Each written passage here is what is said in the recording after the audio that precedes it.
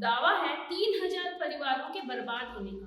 Police को मिली है सिर्फ एक एफआईआर, तो पैसा कहाँ होगा निवेश? जानकारों का है दावा, आसनसोल के चर्चित समाज सेवी व्यवसायी को मिले हैं 5 करोड़ रुपए। निवेश हुआ कोयला में डीओ धारकों से रंगदारी की परमिट लेने में, लेकिन सौदा नहीं हो सका फाइनल। डूब गया 5 करोड़ का निवेश। तो किन शर्तों पर निवेश हुए थे 5 करोड़? क्या है इसके पीछे की इनर स्टोरी? आज खंगालते हैं इस गोरख धंधे के एक एक पहलू को। आप जुड़ चुके हैं आर्थिक धारा से, अभिवादन स्वीकार करें स्मृति पांडे का। चैनल को कर ले सब्सक्राइब, लौट कर बढ़ाते हैं चर्चा को आगे।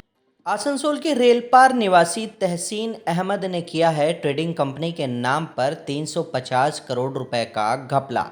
मचा है भारी हंगामा इलाके में। आरोपी के पिता हैं तृणमूल के नेता। गरमाई हुई है राजनीति। विपक्षी पार्टियां हैं सड़क पर। घेरा जा रहा सत्तासीन पार्टी तृणमूल को। खूब हो रही है चर्चा करीबियों और जानकारों में। आखिरकार यह राशि गई कहां? कटघरे में खड़ा हो रहे हैं आसनसोल के चर्चित समाज सेवी व्यवसायी। कोयले के व्यवसाय से रहा है भारी जुड़ाव। कोयलांचल में कोयला व्यवसायियों से रंगदारी वसूली का चला था दौर। प्रति टन 1600 रुपए की सीधी रंगदारी। मुख्यमंत्री ममता बनर्जी ने कसी थी नकेल। नपे थे पुलिस अधिकारी भी। कुछ महीने पहले शुरू हुई थी नए सिरे से इसकी पहल। रंगदारी का परमिट लेने की रेस में शामिल थे उक्त समाज सेवी व्यवसायी भी। आरोपी तहसीन के पिता कभी जुड़े थे माकपा से। समाज सेवी के एक करीबी का भी था इस पार्टी से रिश्ता। जब तहसीन के पास आने लगा पैसा तो सवाल उठा इसके निवेश से करोड़ों कमाने का। सीपीएम के पुराने संबंधों को लेकर बना दोनों में संबंध। बैठक हुई समाज सेवी व्यवसायी की तहसीन के साथ में। 25% शेयर पर राजी हुआ तहसीन। उसने समाज सेवी व्यवसायी को दिया 5 करोड़ रुपए। इस राशि से चढ़ावा चढ़ाया गया परमिट से जुड़े देवी और देवताओं को, लेकिन डील नहीं पहुंच सकी मुकाम तक। न खुदा ही मिला न विसाले सनम। न इधर के हुए न उधर के हुए। डूब गई यह पूरी राशि। सवालों के घेरे में आ रहे उक्त समाज सेवी व्यवसायी भी। अब लौटते हैं मूल कहानी की तरफ। आखिर कैसे फैलाया था अपना जाल तहसीन ने? जानकारों का दावा है लंबी प्लानिंग की थी उसने। ऊंचे थे अरमान। लीक प्रूफ थी साजिश। 4-5 वर्षों में बनाया माहौल। पहले उसने शुरू की ट्रेडिंग कंपनी। आधी कीमत पर देनी शुरू की ज़रूरत की सामग्री ग्राहकों को। समझते हैं इस पूरे स्कीम को। यदि आपको ज़रूरत है मोटरसाइकिल की, आधी कीमत पर वह दिला देता था बाइक। कागजात बनते थे फाइनेंस कंपनी के, लेकिन मंथली ईएमआई भुगतान का दायित्व लेता था वह खुद ही। यानी बाइक मिली आपको आधी कीमत पर, किश्त भर रहा है तहसीन। धीरे धीरे लालच में फंसते गए लोग। बढ़ती गई ग्राहकों की संख्या। बढ़ने लगा वित्तीय बोझ भी। इससे निपटने के लिए शुरू की नई स्कीम तहसीन ने। कैश निवेश का दिया जाने लगा प्रस्ताव। 10 लाख से कम निवेश पर 14% ब्याज। 10 लाख से अधिक होने पर 20% ब्याज।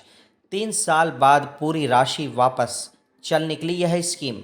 आधी कीमत पर सामग्री लेकर बन चुका था विश्वास। बढ़ता गया लालच तो फंसते गए निवेशक। किसी ने अपनी दुकान बेची तो किसी ने ऑटो, क्योंकि नहीं हो रही थी अधिक कमाई। यहाँ घर बैठे मिल रहे थे काफ़ी पैसे। कुछ महीने तक चला यह सब कुछ मज़े में।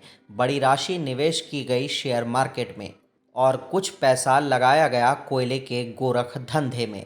कुछ का निवेश किया गया अन्य धंधों में भी। किस्मत ने ले ली करवट। गिरने लगे शेयर के भाव। कोयले के काले धंधे में नहीं मिली एंट्री। बढ़ने लगा संकट। पहले योजना बनी देश से पलायन और दुबई में बसने की, लेकिन नहीं था सब कुछ इतना आसान। अब शुरू हुआ इस लूट के समापन का खेला। भुगतान बंद हो गया ब्याज राशि का। तहसीन के पिता ने लगाई सार्वजनिक नोटिस। तहसीन से नहीं है उनका कोई भी रिश्ता। लेन देन का जिम्मेवार खुद तहसीन होगा। पहली बार निवेशकों का शक गहराया। उन्होंने बढ़ाया दबाव। अपने ऊपर जानलेवा हमले का दावा किया तहसीन ने। दाखिल हुआ वह अस्पताल में। कई दिनों बाद लौटा अपने घर। निवेशकों ने फिर बढ़ाया दबाव। पिता ने हवाला दिया तबीयत खराब होने का, लेकिन कब तक चलता यह झूठ। तहसीन निकलने लगा घर से बाहर भी। निवेशकों से शुरू की उसने घेराबंदी। मामला पहुंचा तृणमूल के स्थानीय विधायक सह मंत्री मलय घटक तक। उन्होंने एफआईआर करने की दी राय, लेकिन यहां था खतरा राशि डूबने का। निवेशक चाहते थे अपनी राशि की वापसी, लेकिन तहसीन खुद को तैयार कर चुका था कानूनी कार्रवाई के लिए। पहले वादा किया 20 अक्टूबर से राशि भुगतान का, बाद में सोशल मीडिया में वीडियो पोस्ट कर जताई अपनी असमर्थता।